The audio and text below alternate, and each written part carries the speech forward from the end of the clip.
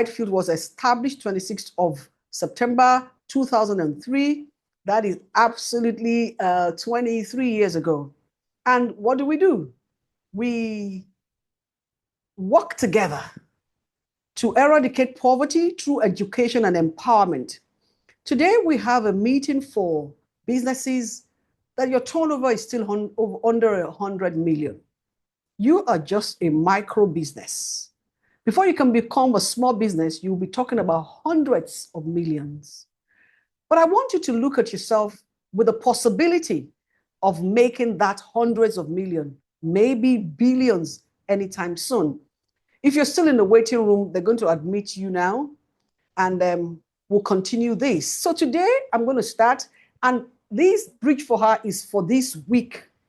Today, Monday the 17th, Thursday, 20th, and then on Friday. Friday is the grand finale. We're going to have great industry shakers that we have carefully selected to come and talk to you and help you navigate this terrain, because I can see that you are that next billionaire that we are hoping for. I'm passionate about women because I'm one of them, and I know God wants you to succeed as well. So this is Bridge for Her.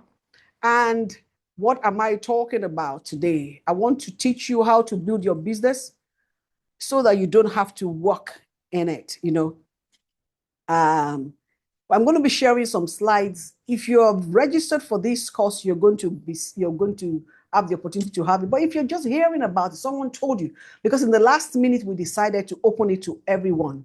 So come in, and would encourage you to also be there on Friday. It's going to be today, Thursday, and Friday. We want, when the time comes, we'll let you have a way of introducing yourself, maybe through the chat room, and then we'll follow up with you and see how you succeed. So I'm sharing Bridge for Her from I own a business to I own a business that can operate without me. Write that down somewhere. I own a business to I own a business that can operate without me. Most people start the micro businesses just with the hope of survival. And if you are looking at survival, it's going to be just what I can eat. I make 100,000. I'm able to pay my children's school fees. I make 500,000. I'm able to, buy a plot of land. I make 200 million. I'm able to build a bungalow. You would not think beyond yourself. But what you can do with your business can actually outgrow you. So the progression is I want to teach you how to do it, how to document it, how to delegate it. And we're going to look at that. So the first thing I want us to look at is the big idea. What's the big idea? The big idea is that business in your hand. So you didn't start a business to create another job, but most of you, that's what you're doing. You just created another job. In fact, some of you are not better than the job that you left. So you make sales, you stay busy, you serve customers, you make money. You build a business that creates values, serve customers, generate profits, and operates through system. So what we want to do is, what then is the goal of entrepreneurship? The goal of entrepreneurship is not merely to create a job for yourself. It is to build a system that creates value, serves customer, generates profits, and can function even when you are not personally doing every task. A lot of people are buying shares of companies. The people that own those companies, they don't even know the color of the office. They have been able to build systems. You can be that next person. But you see, the journey of 1,000 miles begins with step one. If you don't see yourself being able to do that, are you catching fish at Makoko and selling it to the end user? Is it possible for you to create a system that can make 50 people to catch the fish and bring it in such a way that you now become someone that, bring the fish together and then send it to the end users? So what you can do with one person, you can now achieve it with maybe 50 people, 100 people. You have never seen yourself that way. That is the journey I want to take you through today. Progression is this: do it. The next thing is document it. Then delegate it. Manage it, systemize it, and grow it. So I'm going to start. How do we do that? Before you can do this thing, before you can progress, you have to start with do it first. Do it first. Let me tell you what that means. It means when you start your business, you have to know everything about it. You have to learn the business before you can delegate the business. You have to learn the business. You have to know. I was talking to a mother who wanted her son to bring something from the store. And she said to him, when you go into the store, just turn left. And then right on the second shelf, you will see what I'm talking about. She must have studied the pattern before she could say to her son where to get it. You need to know your business. But unfortunately, I want to say something about most people. They spend 50 years just on that stage, learning the business. And you know why they spend that long time? That's because they never planned from the beginning that they're going to document and then delegate. So they keep doing it. What they did 30 years ago is what they're doing. And that is why most business owners, when they die, the business dies with them. There is one very popular food seller in Yaba called White House. She was so popular. She's only closed for about 4 days in a year. And I think that's around the Leah Festival because that's the only time she shuts down. People come from everywhere outside Lagos to patronize her. When she died, her children tried to take over. They struggled for a few years. As I speak now, the business is totally closed down. There's so many people like that. You know why? They never learned the business enough to be able to pass it on. So what I'm teaching you today is that micro business, that little thing, that hairdressing, that nail studio, that Zobo making. What are you doing? Whatever your business is, you can type it in the chat, but don't open your microphone. Whatever that business is, it can live beyond you. And that business can become a $1 billion business. So I say, okay, so you have to learn the business before you can delegate the business. The next thing is you have to know how, you have to be able to document how customers find you. You need to know that pattern. How does it happen? You need to document it. You also need to understand how customers buy. What is the pattern of buying? That will help you to be able to identify who your customers are. What's the demography? Maybe they are salary earners. Maybe they come 1st to 5th of the month. Maybe they come during the month. Maybe they are seasonal. Maybe they are mothers. Maybe they are fathers. Maybe they are students. You need to know that. The reason you're not conscious of that is because you don't see a need to document your business. And that's what I'm teaching you today. This is part of the things you're going to learn in Bridge for Her. The next thing is how you deliver. You need to be able to document your process of delivery. If you're making nails, for instance, from what I can see, you're the one that does all the manicure, and all that, all the scraping, all the washing, okay? Then maybe there's some treatments you need to do. Maybe you're the one that does it. Are you also the one that goes to the market to buy the stuff, okay? When the generator is off or on, putting on the power to work, are you the one that does that? Then you say to me, what else do I need to do? That means the life of the business and the death of the business is in your hands. We have to scale it up. I'm looking at people from this room, imagine as business owners, because you cannot be a business owner if you have not been able to build a system. Are you a tailor? You know how to sew. Do you know that the people that make the most money from sewing are not really tailors? They are people that own the system. How can you own that system? That's where we're going to.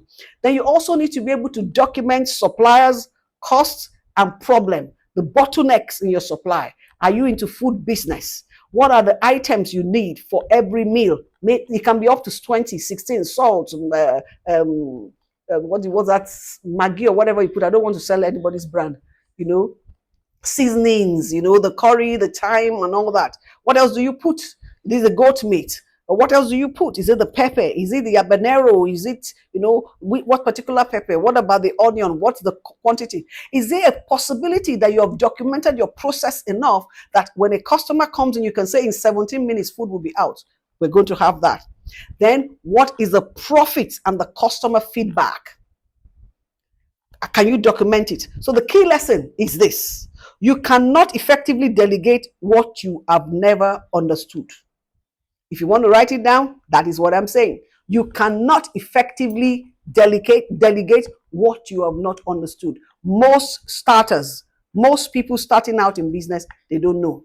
You don't necessarily have to do everything yourself forever, but you need enough first-hand knowledge to know what good performance looks like. So the point from this number one is you cannot effectively delegate what you have never understood. Let's go on to the next slide.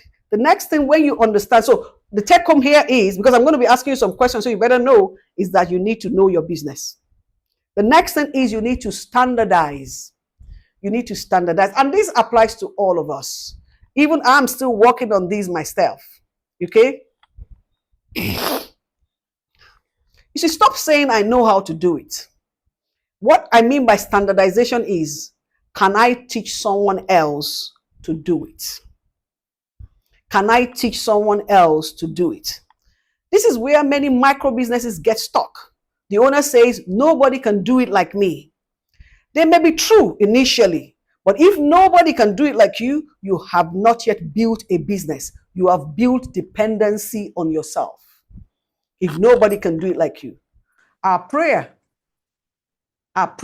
is that all of us will be able to raise people who can do it better than us for the most part. Okay? Then your next question should be, can I teach someone else to do this? So what are you supposed to do? Move knowledge from your head to paper, then to process, then to people, then to system. I'm going over that again. You have to move the knowledge from your head to paper. Even if you're making wigs. Right now, you go to people's home, you get the wig, it's okay. Do you know that people are doing master classes teaching people? They're not doing that because they just like to teach. They're taking the knowledge from their head. They're taking it, putting it down on paper. Then they're documenting the process. Then they're getting people that can own it. After that, they can have a system. That is very, very important. So, how do you move the knowledge from your head? Begin documenting. For every recurring task, write what? What am I supposed to do? Write how? Write when? Write who? Then you come to the standard. You write what, how, when, who, and then come to the standard. Let's take, for example, the customer order process. Let's give that as an example. When you receive an order, what are you supposed to do? The next thing should be maybe confirmation of payment, record customer details, prepare the product, package it, quality check, dispatch it, send customer notification, follow up. This is what we call the standard operating procedure. If you want your business to succeed and become a $1 billion, billion naira, billion whatever business, you need to stop thinking small. You need to stop thinking, how much do I make? I only make 500,000 in a month. I only make 200,000 in a month. I only make 100,000 in a month. You will not scale up and you will not be big if you do that. If all your inventory, they are inside your shoebox, there is no process. You've done that before. But from today, you're going to change that style. So what we want to do is we want to document the work. So I told you how to document the work. You ask your what. What needs to be done? How? How should it be done? When? When should it happen? Who? Who is responsible? Then the standard. What does done well look like? If you're a food person, what does done well look like? Is it the customer's response? Is it the turnaround time? Is it the margin that you make? You need to be able to document that. After that, we go to the customer order process. I'm talking to business owners today, okay? And it's important that we do this. Very, very important. I say your business has a key person risk if you are the only one. And in a micro business, the key person is usually you. So common examples are this. Only the owner knows the suppliers. Only the owner knows the price. Only the owner responds to customer. Only the owner knows how to make the product. Only the owner knows how to handle money. Only the owner knows where the things are. Only the owner knows the password. You can't just do that. It's good for now. I'm starting this project this way because I want us to start scaling big from the get-go. I'm trusting that somebody here will be able to profile their business to be able to attract $1 million, 2, 5 million. As you think, as you imagine that you can do it, it becomes possible. So I document your work. Then the next thing is customer order process. We've looked at that from knowledge to process. So what's the flow of that? How you receive the order, how you confirm payments, record customer details, prepare payout and all that. I've mentioned that, and then you have the SOP, the standard operation. That's very, very important. The next point I want to talk about is, once you know this, I'm rushing the theory so that I can have room for interaction, is simplifying. Once you know the process, once you can document it, once you know the beginning and the end of it, then you now ask yourself this very important question. You ask yourself this question. If I disappeared for 30 days, what would stop working? Write that and ask. You're going to answer that question. If I'm not away, if I'm not available for 30 days, you will shut the shop. Because if you don't, they will steal all the money. Something else will happen. If I disappear for 30 days, what will happen? Then, only because you're the only one that knows the supplier, you're the only one that knows the price, you're the only one that knows the customer, you're the only one that goes to the bank, you're the only one that knows the password. So if everything depends on you, you are the system. So if you have to shut down whatever you're doing for 30 days, if you disappear, then you are the system. We can't even start what we want to do. So I want you to practice this. I call it the absence test. What do I call it? The absence test. If I don't come tomorrow, what happens? If I don't come for 1 week, what stops? If I don't come for 1 month, what breaks? Every answer identifies a vulnerability. Your job is to systematically remove yourself from each one of those vulnerabilities. So what are we doing now? We want to go to the staffing.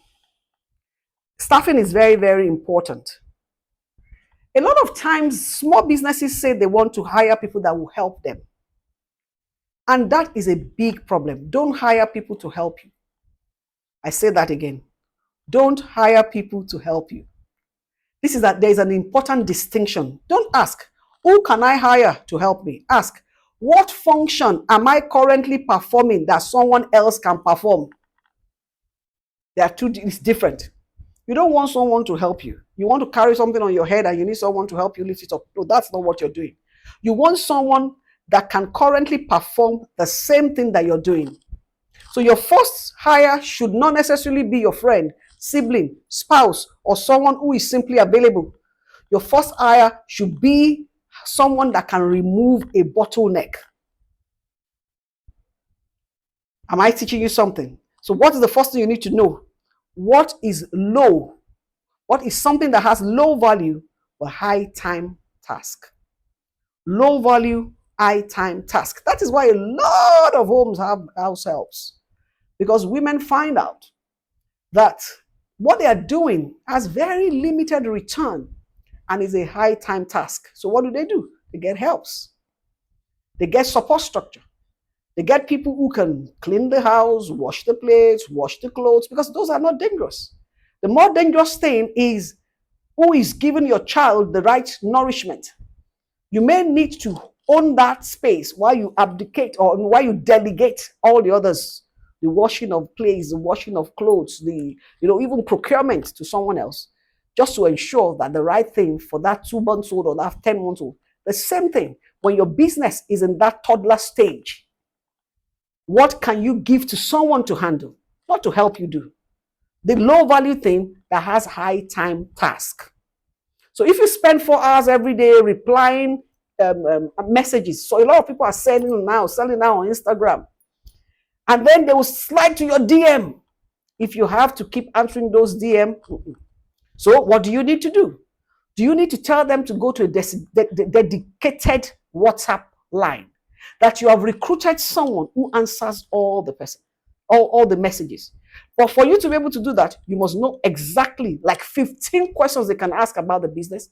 Then you have done all the frequently asked questions and you have given it to this person. Sometimes robots do that, but we are not grown enough for robots to do it. But AI can help you to do that. We're going to talk more about that on Friday. Make sure you don't miss Friday. If you spend 4 hours packaging orders, you spend 10 hours making deliveries, you spend another 2 hours making data entry or cleaning or posting products, preparing invoices, it's high time you got someone who can do that for you, because then you can spend your time doing something else. So I ask you the question again, what function am I currently performing that someone else can perform? Okay, because your first hire should remove a bottleneck. So find the right task. Find the right task. What does that mean? It means the routine, the packaging, the deliveries, the data entry, the cleaning. Know what it is. Know how much time. Know who needs to do it. Some things are important. Some things are urgent. Some things are delicate. You need to be able to identify all the tasks around your business and label it as such. That would help you to know who is supposed to do it. I have a few more minutes before I open the channel for people to ask questions. But because the goal that you want to achieve here is how to buy your time back.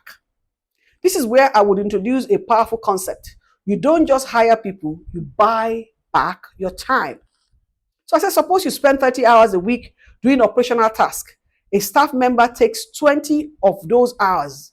You now have additional time, additional 20 hours to do something that is more important. The mistake is to use those 20 hours to watch Instagram or take more rest.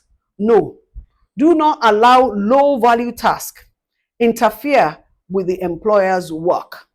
So if you're able to get something that you're doing and you give it to someone else to do, you are able to quantify that time allotted and diversify it to other things. Let me tell you the key things that the CEO must do. You are the CEO. You're not just a business owner selling Ogi. You are the CEO, Chief Executive Officer. You focus on your sales. You focus on marketing. You focus on partnership. You focus on product development. You focus on customer relationship. You focus on business strategy, financial management, and expansion. These are the things that the CEO must think about. When I wake up in the morning, my mornings are very important to me. I try to concentrate. After praying, I look at my business and ask myself, who is selling? What am I selling? Who is buying from me? What's the profile of the buyer? Then what is the marketing strategy that I can use? How can I retain this customer? How can I do product development? What's the relationship I need to bridge with my customers? Who are my internal customers? Who are my external customers? What business strategy am I supposed to adopt? What is the financial management tool that I can use to ensure that I close my back door, even though my front door is open? And then what is the expansion strategy? Very, very important. So it's important for you to know how to buy your time back. Then the next point I want to talk about is your job must change. I'm going to tell you how you're going to do this from stage 1 to stage 2. Your job changes as your business grows. I'm praying, I'm planning, I'm working with you to ensure that your business grows. And when your business grows, your job must change. Your job must change as your business grows. Let me tell you what you need to do. Stage 1, you do. You are the worker. If you are the one doing everything, you're the worker. Let me tell you, yes, you may be in your house, but you're not better than the person doing 9 to 5. In fact, some 9 to 5 people, they are better than you if they know how to spend the rest of the time they have to do some other things. Because a lot of times people say, fire your boss, and you become the janitor, you become the messenger, you become the cleaner, you become the accountant, you become the auditor, you become the sales rep. But if you understand the business, you can actually delegate some of these things. So stage one, you do. And remember, I told you, all of you must do this work first. Sometimes for a year, sometimes for 2, for you to understand the scope of the business before you can now know who to give the business to. Stage 2, you do, you teach. That means you become a worker and a trainer. And I'm saying this to all of you running micro businesses. Training is something you cannot hide from. You need to have apprentices. That is the secret of the Igbo traders. They don't do it alone. Every time they start a business, they go and get 6, 4, 5 boys to come and learn under them. They learn the trade. You think they're training the boys? No, they are divesting themselves into the business. You have to do and teach. So that means you're a worker and a trainer. The next thing is you delegate. So you start as a worker. The next thing, you become a worker and a trainer. When you delegate, you now become a supervisor.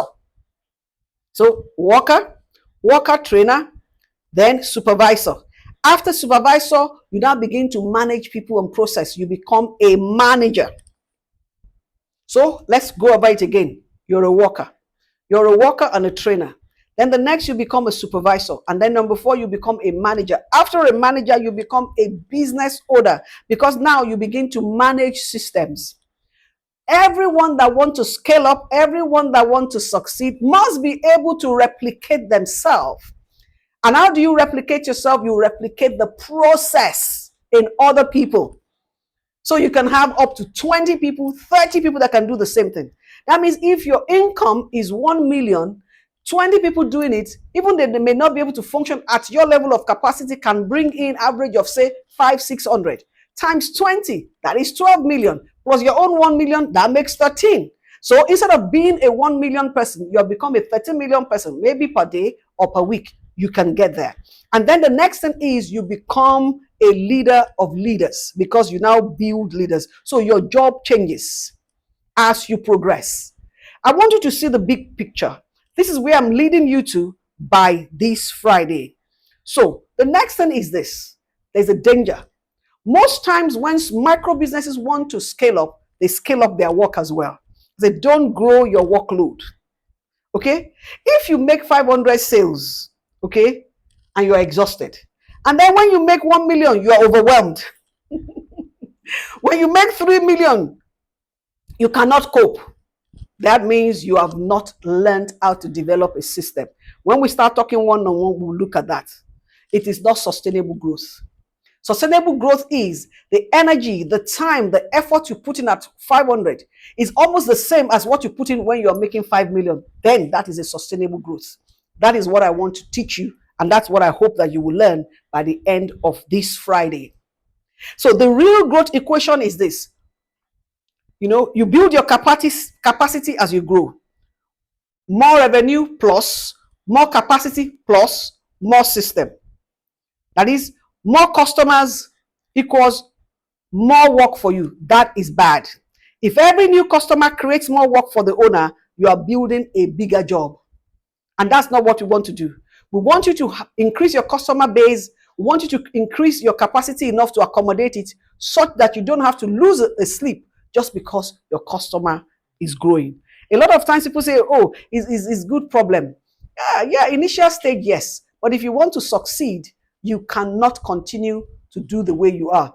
Let me tell you something very important. We always joke and say, no man is a foreman. Of course, that's not the true meaning of foreman. But what they are saying is no man can do foreman's job. If you're doing foreman's job, you are shortening your own lifespan. Learn to make 4 people do the things you're doing, so that you can have better returns. Let's talk about that. So you want to build your capacity. We're rounding off quickly. So the next thing you need to know, and I'm going to teach you, that's what I'm saying. Today is just introductory. We're going to drill down on Thursday, and on Friday in the physical class, we're going to do more of this. Know your numbers. Businessman, know your numbers. I know exactly how much money is made. You need to know. How much do you buy the stuff? I always ask people, how much do you spend making a dress? They don't know. You should be able to quantify the power, the megard, the storage, the transportation, all that adds to one shirt that you're making. So it's not just that I buy this cotton, because everybody know that they sell the cotton in Thank Show for 3,000 per yard. But when you buy the cotton fabric, what about your transportation to the place? What about the waste that will always come off? What about the tailor that is going to make it? What about the electricity that is going to be used for doing it? So it's not just because the tailor charges 5,000, then that means the cost of production is 8,000. It's more than that. Know your numbers.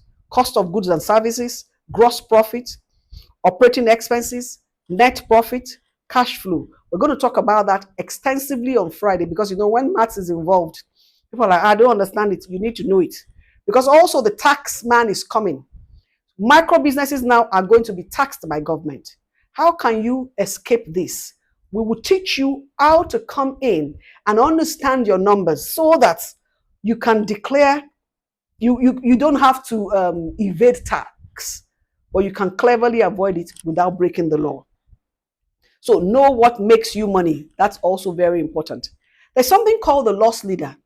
I study the operational system of Costco. Costco is a big, big supermarket that is all over the West. And what do? I found out that there's a particular chicken that they've been selling for the same amount for about 20 years. There's a hot dog they've been selling, they didn't increase the price. And there's this ice cream they sell, they didn't increase the price. Those are loss leaders. Some people will go to that shop just for those 3 items because they know that they are relatively very, very cheap. But you know what they're doing?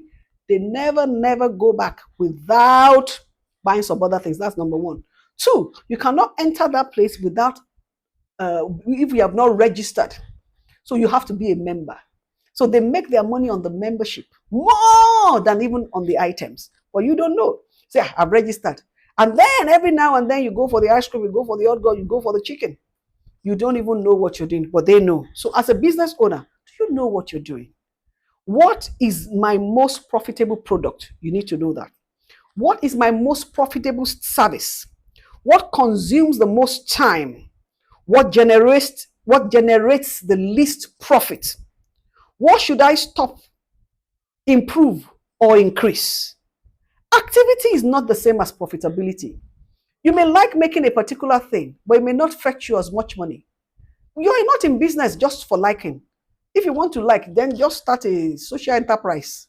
But if you want to make money, then let's know how it works. Then you need to build people. You need to build people. That's very, very important. I'm looking at the time. Let's see what we can do. Okay. I say you need to build people. It's very, very important. So what does it mean? You have to have 4 things: role, responsibility, standard, and accountability. What's the role? What function do they own? What are they accountable for? What does good performance look like? And how will performance be measured? That is how to build people. This is not with sentiments. It's not about who you like. It's about who can do all these things. Then you need to move from help me to ownership. Remember I said you don't just recruit people to help you. You need them to own certain responsibility. So give people a function to own. You are in charge of customer service. That's your role. You are responsible for this. And this is the standard procedure. And this is how we measure conformity. Okay. And then there must be accountability. Accountability can be daily, can be weekly, can be reports. It's very, very important. I'm just introducing all these concepts. We'll drill down on Thursday, and then on Friday there's going to be practical session. But the practical sessions is just for women that are living in Lagos. I know we opened the Zoom line to all of you, but if you're in Lagos, then attend on Friday. It's going to be from 9 a.m. We have someone that will teach us on how to migrate our business using AI and all the technology available. We have someone who's going to teach us on sales and marketing. We have someone who's going to teach on taxation and how we can do proper bookkeeping, especially to ensure that we prepare for the tax man. Remember, Next year, the tax man is coming. So then delegate with control. Don't abdicate. If you leave it and you don't know how it's happening, that's abdication. No. And I want you to start looking at your business, at that business that we'll talk about 100 years from now. Even when you're long gone, that your business will still be thriving. Do you see they put some businesses, they say this since 1857, this since 1902. That can be your business. So delegate with control. Delegation equals responsibility plus authority plus standard plus accountability. That is delegation. 4 things must be involved when you're delegating. If they are not involved, that's abdication. Control around cash, inventory, and purchases. Control around refunds, discounts, and expenses. Control around password, approvals, and record. Trust is important, but systems are better. So most times, small businesses stop at the point of trust. You need to create a system that would help you to be able to manage all these things so that even if they are not trustworthy, there is a trap that you can easily catch them. We need to promote people. Don't build a team that always needs you. Build leaders who can build teams. So you to staff 1, staff 2, staff 3. Eventually, you to operation manager, to team leader, then to staff. Goal is to increase organizational capacity. You say, I only have 1 shop. It's only me. That is why you're still small. Even from that 1 shop, start looking at how you can recruit 3, 4, 5 people. Now, children are on holidays. Go to parents around you and say, let me have 4 or 5 of your children. Let them come and learn how to make chin-chin that I'm making. Let them come and do this. Use them to practice and build system in these 2 or 3 months holidays and see what would happen. Then you can now bring other people in. You have used them to practice. Then you need to know that it's important for you to pass the absence test. The 1 day, the 1 week, the 1 month. Very, very important. So what is your job as the owner? The owner's job is to move up. Your job is to move up. So make the product, sell to customers, answer every message, buy everything, keep all records, solve every problem, supervise everybody. You're working in the business. But if you design production system, if you build sales process, if you build customer service, if you establish procurement, build financial controls, train problem solvers, build managers, you are working on the business. So on Friday, I'm going to teach you the distinction between working in the business and working on the business. You will remain small. You may even die quicker if you're working in the business. So what's the transition? Move from move from operation to owner. So I do everything. My people know what to do. Move from that. My sister tells them how to do it. Move to that. My managers make sure it gets done. Now we are doing something. Then I lead the business. It is so important. And I want not just you now. Stop thinking about that 15,000 that you make or 100,000. If you start thinking that this is going to be a possibility for you 1 day, then you are my candidate. We can work this business together. If you think my English is too much, tell me when we get to the question sessions. There are 3 levels that you need to know. The self-employed. That is where most of you listening to me today are. It's good. It's not bad. But the self-employed have a problem. If I don't work, I don't earn. The next thing is business owner. Other people can work and the business can operate. But where I'm taking you to is the business builder. When we build system, people, processes, when we create values beyond our personal effort. I want you to know that what I want you to do is start seeing yourself because you already have the skill. What I want to help you to do is how to multiply the skill so that you can function without yourself being there. There are 7 things you need to remember today. I call them the 7 S. The 7 S is start, do the work. You need to do that. You need to know all your process. Number 2, standardize, document the work. Number 3, you need to simplify, remove unnecessary complexity. The number 4 is staff, hire for defined functions, not just someone to help you. Then you need to supervise, measure performance. Then systematize, that's very important. Build repeatable processes and then scale. You cannot do scale until you've done the first six. Use capacity to grow.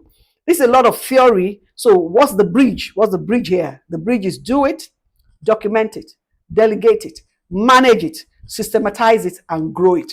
That's the bridge. We're going to talk more about that on Thursday and on Friday.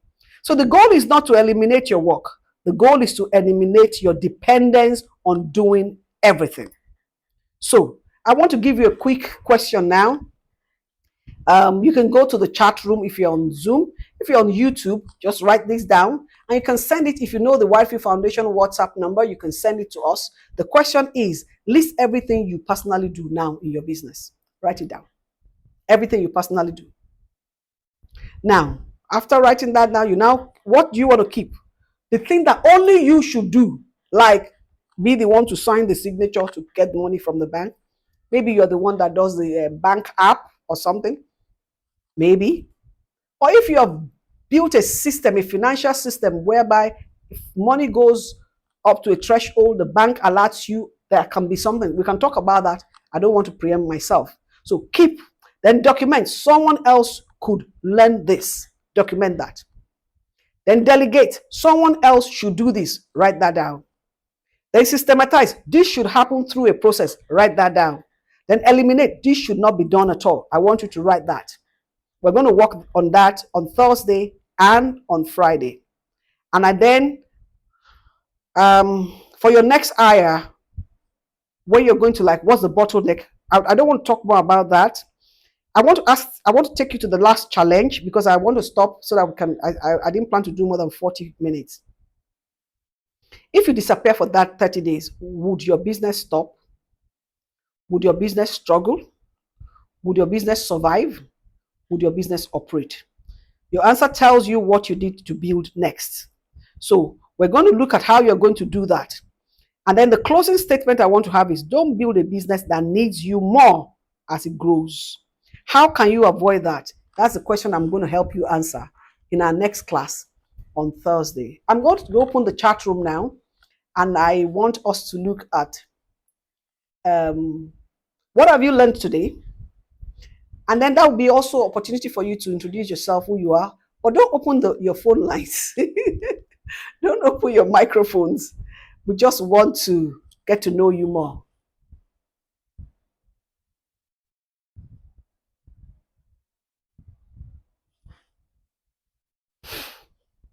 Okay. I can see people in the chat room.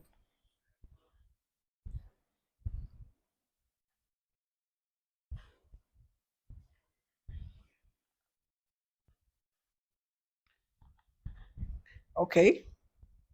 If you have questions, you can send it to the chat room.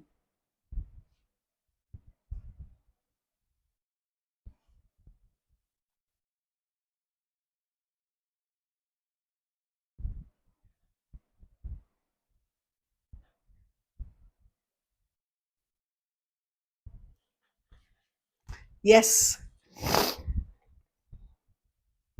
Now, someone is asking what's Bridge about? Bridge is actually a coinage of Whitefield Foundation. Someone is saying, my name is Joy Obiago. Joy Obiago, thank you for joining. We hope you'll be with us on Thursday and on Friday. We want to support micro businesses for women. We want to see how we can do capacity development and also look at things we can use to equip you. We may look straight into your businesses and be able to set up a system or structure. There's Aminat Oguntola. Okay. Thank you for joining us. Messi Adeleke. Jesuloba Esther. Thank you for being in the chat room. Olatokumbo Oja June. Sorry if I missed it. Joy Asha. If I didn't call your name right, don't forgive me. Awotunde Adebola. Thank you for being part of this meeting. Oyetoro Kofoworola. I hope it's been a blessing to you. Don't worry, when we meet on Friday, Bukola Awolola George. When we meet on Friday, we would have a drill down. You'll see me live in person, and you have some other facilitators coming as well. The slides will be made available to you. This meeting will continue same time on Thursday at 7. It's going to be short. Oluwa Kitan Ajayi, I love your name. We'll continue. And then someone is saying, can we bring other people? Yes, they can come as long as they are women. In the Zoom room and in the YouTube, men can join. But on Friday, I only want to see women. No man can come on Friday, except you want to come and help us to carry table. Oh, someone is asking where is the venue on Friday. It's number 25 McQueen Street, Sabo Ala Gumeji, off Abat Macaulay, Yaba. Number 25 McQueen Street. You can also go on to www.whitefieldfoundation.ng and get the details on our website. But right now in the chat room, they're going to type it to you. Number 25 McQueen. Okay, it's McQueen, but we call it McEwen. MCEWEN Street off Abat Macaulay, Sabo, Yaba, Lagos. Okay, I think people, it's a lot of content and it's a bit theoretical. And then you're like, why are you saying this? I'm just trying to make money so I can pay school fees. What about if you can pay school fees and pay house rent? What about if you can buy a land? What about if you can do more than that? Build something for 100 people to benefit from, for 1,000 people. If you don't see it, you can't have it. That's why most businesses die small. My question, ma, what if your business is? I'm trying to read that question. I want to read that question. What if your business is small and you cannot employ for now? We're going to talk about that. There's always some things that you can employ. Sometimes you employ technology. That's part of the bridge process. But if you have to do it all alone, you can't scale. So sometimes we employ people. Sometimes we employ system. You can employ delivery system. Sometimes we employ technology. Those are the things we're going to teach you on Thursday and on Friday. Thursday the 20th and Friday the 21st. Thursday is 7 p.m. like this, virtual, and Friday is physical only from 9 to about 3 o'clock. So if you have a shop, you have to plan to close that shop for that Friday. That's where you get the meat, the juice. But because we don't want it to be too long on Friday, that's why we decided to start teaching you like this on Monday. Any other question? Okay, someone said, in my business, I'm the CEO, I'm the chef, I'm the accountant, I'm the planner, and the organizer. Ah, you are the foreman. No one can do the bulk of foreman. We'll teach you how to scale. But if you don't know the process, you won't be able to scale. Well, you have not committed any sin for now. But if you are like that again in 2 years' time, that is not a good sign. Okay? Someone say, I'm Messi Adeleke. Messi Adeleke, thanks for being in the group. Well done. Okay? Okay. If there's no other question, and if you're on YouTube, thank you for joining us on YouTube. You can join again. We'll send you the notification. Or you can follow the Funmi Johnson. Follow the Funmi Johnson on YouTube so that you can get the subscribe button so that when we start again on Thursday, you can easily be alerted and you can join us. See you again in class on Thursday evening, 7 p.m. This is Bridge for Her, brought to you, courtesy Whitefield Foundation. And my name is Funmi Johnson. I'm the CEO of Whitefield Foundation. We've been here serving humanity since 2003. Thank you.